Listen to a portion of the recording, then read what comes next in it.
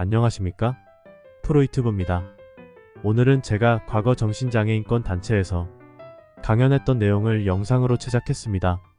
증상과 그 승화의 관계와 행동의 효율이 떨어지는 내용에 관한 것입니다. 그 전에 이 영상은 사전 제작해둔 것으로 다른 목소리가 나오는 점 양해 바랍니다. 그럼 시작해보도록 하죠.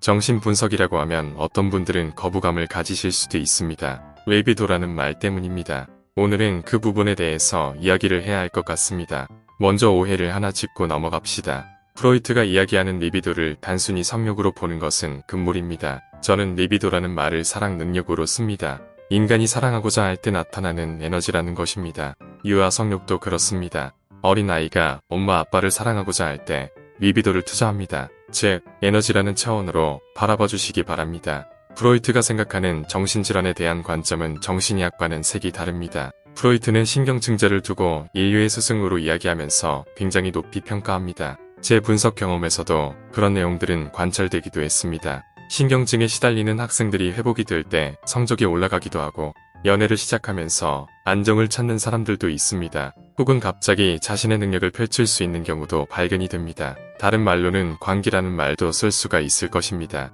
최근 사회에서는 정신질환과 관련된 여러가지 사건이 있어서 불편감을 가지는 분도 적지 않습니다만 정신분석의 태도에는 흔들림이 없습니다. 정신질환으로 인한 행동도 분석해보면 나름의 의미를 지니고 있습니다. 스스로 회복하고자 하는 소망이 그렇게 등장하기 때문입니다. 그럼 이제 증상에 대해서 이야기를 시작해볼까 합니다. 모든 신경증에서는 현실 생활에 대한 방해가 등장합니다. 현실에서 물러나게 되는 수단이 활용되거나 일상생활이 어려워지기도 합니다. 그래서 곤란함을 호소하는 경우가 많습니다. 신경증이란 우리가 억압한 것을 증상으로 바꾸면서 시작됩니다. 무엇인가 하고자 하는 충동을 억압하려는 움직임이 처음에 일어납니다. 그 시점에서 어떤 일을 하는 것이 힘이 들어집니다. 그 다음으로 현실에서 멀어지게 되죠. 첫 단계에서 발생한 충동에서 멀어지기 위해서입니다. 이 두 번째 단계를 트리거라고 씁니다. 정신병은 조금 다릅니다. 자아가 초자아의 검열을 이겨내서 무의식을 바로 드러냅니다. 그렇게 현실에서 스스로 질서가 되고자 합니다. 따라서 알아들을 수 없는 말을 계속하기도 하죠. 이렇게 현실과 거리가 생겼다면 성장에는 한계가 부과됩니다. 어떤 일을 할 수가 없는 겁니다. 그래서 다른 사람들로부터 멀어집니다. 다시 설명한다면 이렇습니다. 신경증이 발병하게 되면 현실에서 멀어지고 다른 사람들과 접촉하지 않기 위해 스스로 고립을 선택합니다. 그런데 정신병은 무의식을 드러내면서 현실에 더 적극적으로 개입하려고 합니다. 그들의 행동은 망상의 개입으로 인해 선택이 제한되어 있습니다. 우선 기능이 떨어지는 것에 대해 생각해봅시다. 정신분석에서는 억제라고 부르는 것이 있습니다. 방어 기제의 억제와 혼동이 될 수 있으니 저지라는 단어로 대체하도록 하죠. 이 저지라는 말에는 흐름을 막는다는 의미가 있습니다. 리비도의 흐름이 막히다 보니까 기능이 떨어지는 현상입니다. 흔히 말하는 증상과 기능 저하를 구분짓는 것도 가능하지만 그렇게 중요하지는 않으니 넘어가죠. 신경증에서 저지가 어떻게 등장할까요? 프로이트는 이것을 성기능과 식사, 기능, 운동기능, 전문 업무 기능으로 나누어서 살펴보았습니다.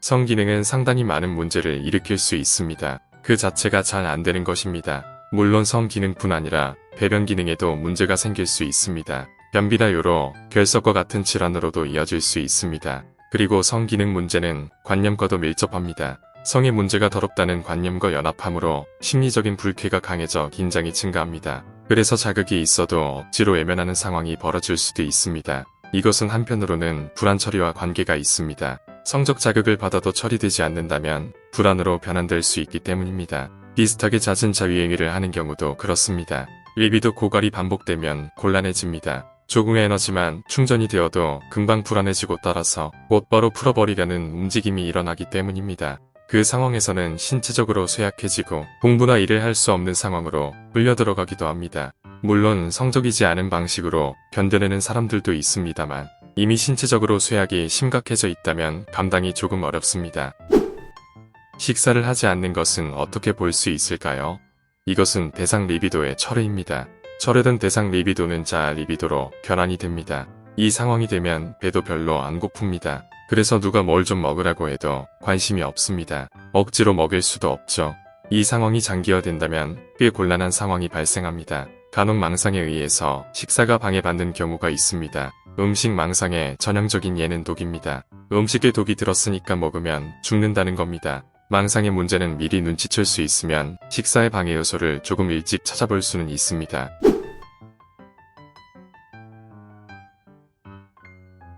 먹어야 한다는 강제력을 지닐 때도 있습니다. 인간은 굶주림에 대한 두려움이 있기 때문입니다.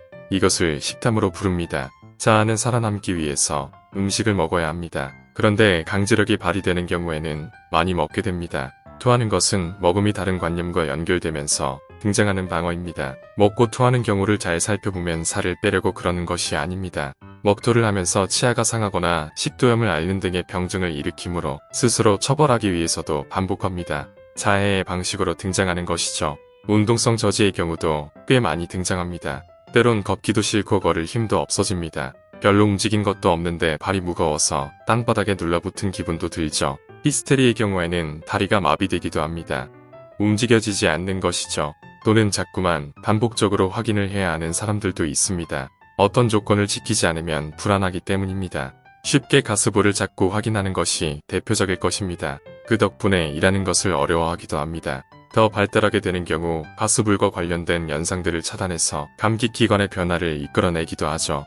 그러나 이것을 부정적으로만 볼 수는 없습니다. 이런 과정이 그 사람들에게는 꼭 필요하기 때문입니다. 현실을 살아가는 자가 치유적 내용이기 때문이죠. 업무 처리를 하는데 저지가 발생하면 일하는 것이 싫어지고 시간이 굉장히 오래 걸릴 수 있습니다. 어쩔 수 없이 그 일을 계속하게 되면 피로감, 현기증, 메스꺼움을 느끼기도 합니다. 신체적 기능 마비가 생기기도 하죠. 그래서 일을 그만둘 수밖에 없는 상황에 이르기도 합니다. 대표적으로 했던 일을 또 하게 되는 방식으로 산만해지면서 일이 매듭 지어지지 않는 상황에 처할 수 있습니다. 이런 현상들은 자아 기능에 제한이 걸린 것으로 생각할 수 있습니다. 여기에 대한 내용을 조금 더 이야기해 보도록 하죠.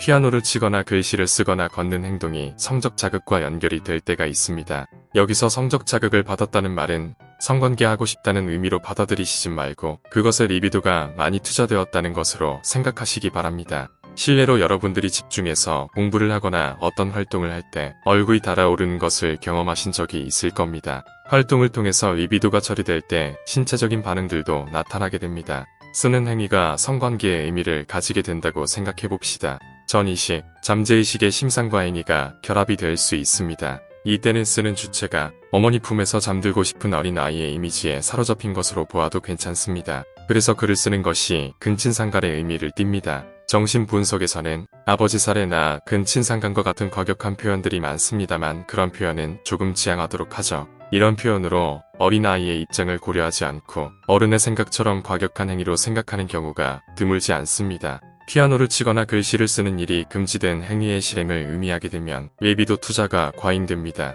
그렇게 되면 자아는 억압을 피하기 위해서 저지를 선택합니다. 기능을 떨어뜨린다는 의미죠. 스스로에게 벌을 주기 위해서 이용되는 저지도 있습니다. 직업적인 활동에서도 종종 그런 경우가 발견됩니다. 초자아가 성공을 금지했기 때문입니다. 자아는 초자아와의 갈등을 피하기 위해 실패를 선택하게 됩니다. 이때 초자아는 건강한 상태가 아니라 병리적인 상태입니다. 그렇다고 병리적 초자아를 과하게 생각하실 필요는 없습니다. 병리적 초자아의 내용 자체는 건강한 초자아와 다른 것이 없습니다. 다만 꼭 한 문장만이 더 붙어 있습니다. 너는 그것도 못해. 라는 조롱 섞인 문장으로 하여금 우리의 행동을 금지시키고 수치심을 불러일으키기도 합니다. 자아가 무리하는 경우에도 기능은 저하됩니다. 신경증 상태에서는 무리하지 않았는데도 불구하고 이런 현상이 등장합니다. 바라지 않는 현상임에도 이상하게 계속됩니다. 그렇게 주변 사람들과 이해할 수 없는 방식의 마찰이 생기게 됩니다. 정신병원에서도 이러한 오해들은 생깁니다. 하기 싫어서 그렇게 한다는 의견도 있으며 나아가서는 일부러 병을 일으킨다고 생각하는 경우도 있습니다. 메커니즘들이 규명되지 않은 상태에서는 그렇게 신비적으로 고려할 수밖에 없습니다. 심리적인 것이라고 하면 의식에 한정하기 때문입니다. 그래서 심리적 문제가 발생했다면 어떤 생각을 해야 하는지 혹은 어떤 태도를 지녀야 하는지 질문을 하게 됩니다. 그런데 대부분의 경우 크게 의미는 없습니다. 의식의 내용은 사람마다 다르고 매번 변화할 수 있기 때문입니다. 그래서 재발이 발생합니다. 물론 약물로 치료한다고 해서 재발을 안 하는 것은 아닙니다. 다만 재발의 차원은 조금 다릅니다. 이 내용은 다음에 기회가 되면 이야기하도록 하죠.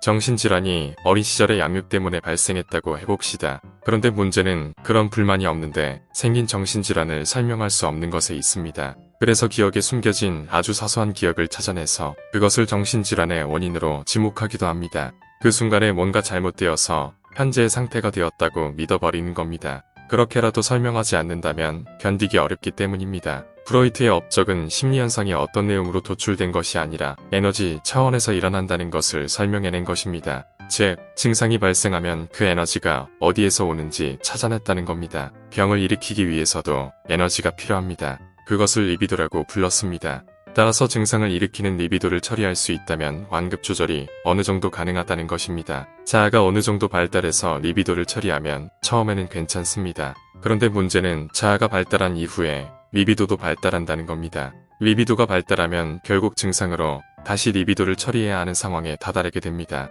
그래서 자아가 강해지면 병도 같이 강해진다는 말을 합니다. 제 분석 임상에서 증상이 사라지고 바로 분석을 그만둔 케이스가 있습니다. 그분들은 저와 분석할 때 내렸던 행동 처방을 기억했습니다. 그런데 재발한 이후에는 그 처방이 도무지 듣지를 않았습니다. 리비도가 그만큼 발달해 있었기 때문입니다. 그것을 처리하기 위해서는 자기 치료의 증인이 필요하기 때문입니다. 그럼 오늘 영상 여기까지 하겠습니다.